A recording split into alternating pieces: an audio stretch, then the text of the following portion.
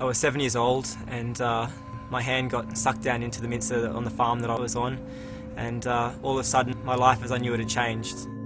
So many things happened. There was just chaos in the butchery. Mum was screaming. My brother was white as a ghost. The butcher who was in there at the time thankfully acted quickly but freaked out as well by turning the machine off, but it was already too late and my arm had been sucked down and wrapped around the mincer, and I had to be flown down by Westpac helicopter to the Newcastle hospital.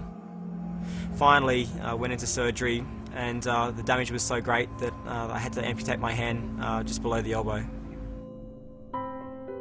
I asked my mum, being just 7 years old at the time, okay, so they've cut it off, they've had to take it off, but it grows back, yeah. Thinking that like when you skin your knee, the skin grows back, everything comes back, and Mum started crying and held my hand and told me that no, it wouldn't, that was it for life, and that from now on I only had one hand. Between the ages of probably 12 and 16, I was so self-conscious, but then I hit a realisation that that it didn't have to define who I was, and it was just a part of who I was, and that was just amazing for me. And I think also just being around amazing people in the Paralympic movement really helped with that. The most hurtful thing out of the whole accident is not the fact that I lost my hands. I've been able to move on and really deal with that. It's been the heartache and the hurt that it caused my family and my mother and my brother in particular.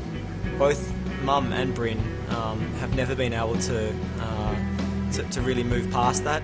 It's something that I think people don't realise when a workplace accident happens. It's not just what happens to you, it's what happens to those around you. And it's been incredibly cathartic just from a personal point of view to be able to share my stories with other people, which is just wonderful for me, and I really, really appreciate the opportunity that WorkCover has actually given me to do that. But yeah, on the bigger scheme of things, my story can actually make a difference and hopefully make people actually think about what their actions are actually going to entail in the long run.